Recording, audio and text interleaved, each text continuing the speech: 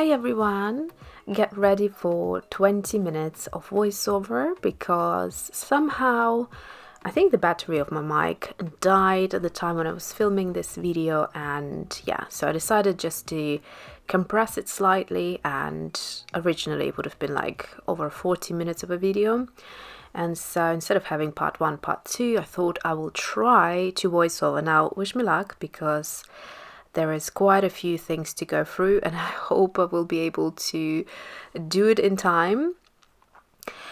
So essentially this video is obviously going to be about skin tone sets, and they are in different mediums. So we will look at acrylic markers, we will look at oil pastels, at water-soluble markers. Predominantly this is a marker heavy video, some of them also alcohol markers as well. And I have one watercolor set, which is this one here, which we will start with. And basically I have created these little inserts that are easy to take with you when you're on the go and paint with them. So the most weightless watercolor is this is the Peerless, and they have different sets. So there is the one I'm showing you is the, let me see, it's called the Expressive Facetones, and it has 10 authentic colors. They also have this, I think is the bonus pack, the large set, and then I'm looking for the other set, which is the kind of like, I think, original, which is this one here. And yeah, so I got most of them, and they are really fun.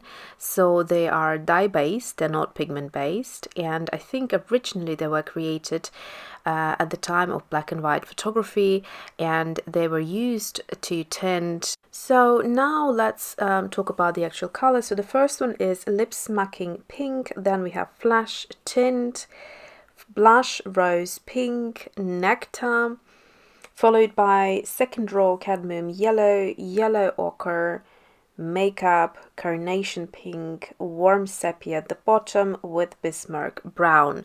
So as you can see, these are not your typical skin tone colors, but nonetheless they are fun to work with.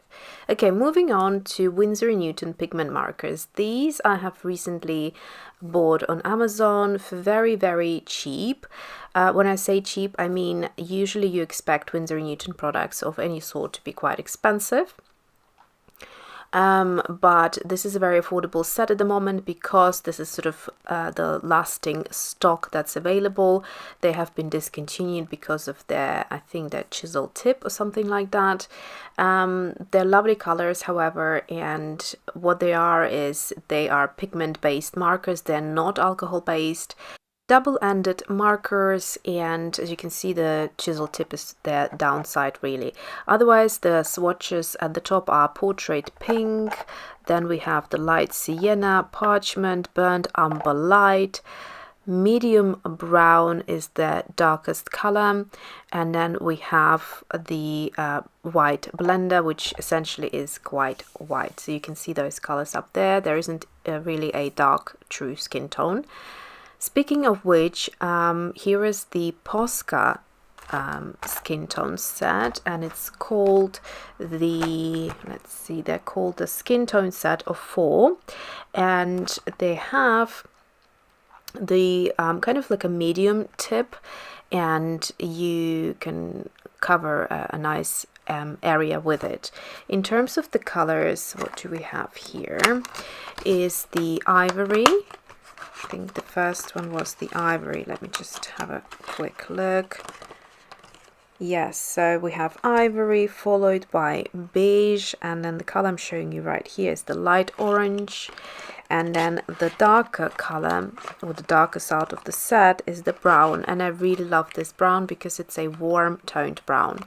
Moving on to another acrylic paint marker is the Molotow, and this one is called Character Set. It has 6 colors, and all of the colors are really, really beautiful. I tend to use the skin tone sets for both portrait illustrations as well as abstract, so kind of lends well into both directions. So the first color we have is this lovely skin pastel, and then we have peach pastel and Sahara beige pastel, ochre brown light, lobster is a beautiful reddish brown, and the darkest color is the hazelnut brown. So it's a very, very dark, and it's a great color for darker, more intense skin tones. So now let's move on to markers. These are Tombow dual brush pens, and it's also a lovely and fun set. I can't find it now on my desk. Or is it here? No, it is here. So it's called the Portrait Palette. And I'm showing you the nib of the previous Molotow marker, which I didn't show. It's quite important to also look at the nibs so that you can understand how smooth the effects would be. So as you can see here, the effect is not your smoothest. Whatever has a brush tip will be the smoothest and most applicable brush tip for beautiful smooth blending when it comes to portrait, which is probably what you would be interested in looking at these colors. So here are the two tips, so they're double-ended, and the brush is really beautifully done. It's very comparable to the Copic markers, and here are all the colors swatched out. Now they don't have any names, they have numbers, and I wish they did have names, but it starts with the 020, 942, 850, 800, 772, 912, 977, 969, and also a black N15 and N00, which is, I think it's the blender. So they are water soluble, and the darker the color, the more interesting effects you can get. So if you can see the red colors at the bottom, they're just so beautiful when used with water, but all of them are water soluble, so you can create a lovely watercolor effect. Now let's move on to alcohol markers. So these are the Copic Ciao markers, so they're a bit smaller than the Copic kind of original chunky marker. This set is a 12 color set, and I'm showing you here a couple of things that I will be swatching out because they're not swatched out as they would bleed through. Also, looking through my alcohol markers, I found this set, which is a Faber-Castell 6-bit artist pen manga Kaohiro set, and I haven't used it in ages, so I decided to do that, to use it and swatch it out as well. So we will come back to those in a minute, and I will be swatching them separately. But now I will show you oil pastels, and this is the Sennelier 24 colors set. It's the portrait assorted colors, and they are super beautiful. They're very smooth, so I quite like that feel when it comes to oil pastels. They're literally like butter, but of course there's a downside to using oil pastels, and that would be that they would always end up smudging, so they don't dry permanent. And you would need to keep that in mind, and either sort of use some sort of paper in between the pages of your sketchbook so that it wouldn't transfer into each other and create a mess, or you could just create one-sided, just on one side of the pages. Now here are all the colors that you can get in these oil pastels, which is a really wide range. What I like about this portrait set is, again, it features loads of lovely colors for skin tones, but as well as these colors can be easily used for just abstract work in lovely color tones that are also skin tones. You can see there's also some blues, which possibly are a little bit unexpected. There's also some red tones and very dark tones. There's gray tones, and So the color range is quite wide and a lot of fun. So you can do a lot of mixing with these colors as well, which is something you could do with the other sets obviously too, but having more colors like blues and yellows and grays, you'll achieve even more tones, skin tones. And so that's quite useful, and I find that sort of quite an artistic approach as well. That's how artists would actually paint portraiture.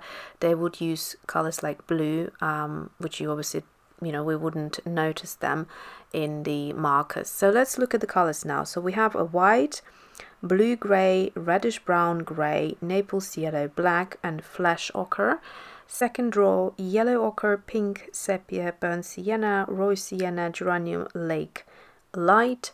Then brown madder, violet ochre, permanent intense red, cold grey, sky blue and royal blue. And finally at the bottom we have English grey, rose ochre, luminous yellow, coral, orange ochre and light English red. Okay, so out of breath. So the next set that we will look at is the one that I will swatch out, and these are the alcohol markers. So basically with alcohol markers you either need to use a special paper designed for alcohol markers so that it's the smoothest you can get in terms of blending and line work, etc. However, it also obviously wouldn't bleed through most likely, so on any other normal cotton based paper or not, it will bleed through, so be aware of that. So the set that I'm swatching here is the small set that I bought ages ago, and it's the 5 colors with 1 fine liner. So the colors that I have swatched is dull ivory, blush, pale grape and pinkish white I'm doing right now, and then followed by skin white. And the only color that's repeated in the 12 set that's coming up is the blush. All the other colors are not repeated, so it's kind of good because it means that I would have even extra. So all of these are obviously very, very light tones, and then the colors that we will go into don't have as many light tones. So if you wanted an additional kind of lighter skin tones, then those 2 sets combined would be quite good. So this is the Copic marker that doesn't bleed with alcohol markers. It's specifically designed for it, and it's the multi-liner 0.3 by Copic, obviously. It's really fun to use. It's a beautiful pen. It kind of feels really nice. I like them a lot. They do wear off quickly, as the tips obviously are very fine, but that would be applicable to most fine liners, I find. But it's a good fine liner as far as fine liners go. So here is the 12 set, and really it's 11 colors and 1 blender. And the color that we will start swatching is light orange, and it's a little bit too orangey to be included as a skin tone, I find. But what I'm doing here is first I'm using the chiseled tip, and then I'm doing the brush tip, and obviously it's softer with the brush tip, and you can create softer effects with it. So I have gone ahead here and swatched out all of them. So the next color would be rose salmon, followed by blush, peach, cotton pearl and lipstick natural.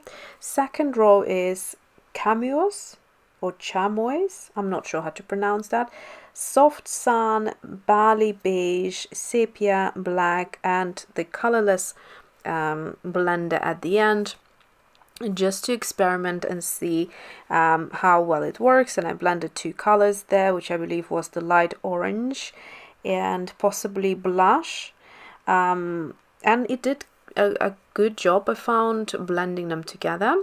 So yeah, it was fun. In terms of the color range, I find that they also depict the skin tones quite well. Possibly another brown somewhere more reddish, or in between the the black, because that's not a skin color, that's a color to use with, I don't know, lashes or details or things like that.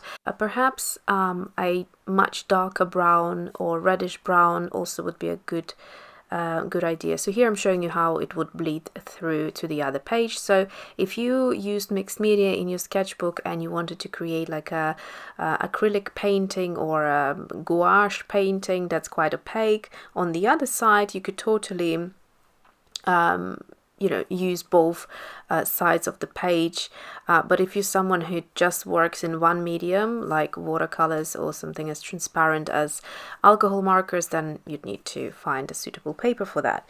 So the next set I have swatched out is the Faber-Castell Pitt Artist Pan. It's a 6-color set. So the colors that are included in this set, again, they're not named, they have numbers. So the first one is 132, 272, 167, 104, and 189, 180. So the yellow one is a little bit messed up. I think I had something sprinkled on there. Possibly the Peerless went the dye was sprinkled on it, and so that's why. So here's the tip. You can see it's a brush tip, but it's very fine, and so it's very difficult actually to achieve a smooth lay of color. It would be good for smaller illustrations rather than larger areas, but yeah, they were not my favorite in terms of achieving a smooth gradient effect. As you can see, there's loads of marks, but if that's something that you actually like in your art style, then that would not be a problem for you. In terms of colors, you can see they're very unique. There is a darker skin tone, there is a couple of lighter colors, but in general, the green and the grey, possibly not your traditional skin tones, so this set is really much aimed at that specific style. Moving on to something really fun, this is a kids Crayola crayons set, and the colors are called, or the set is called Colors of the World, and I thought it's such a fun way of introducing children to different skin tones. So you have a wide range of 24 colors here. I don't have the set next to me to look at it anymore because I gave it back to my son after swatching it out. So I actually originally bought it for my son and then had to borrow it to swatch it out, and then he has it back now to play with. But the color ranges I thought are quite nice. There were probably, as you'll see later, some colors that are a little bit too close in terms of the dark browns. I think a few more variety would be better, so just swapping those couple of colors. Other than that, I feel that they have done a great job. In general, there's quite a few beige tones, there's quite a few pink tones, quite a few warm browns, and then darker cool browns. So yeah, they are fun, and here are they swatched out, and I will share all the colors with you.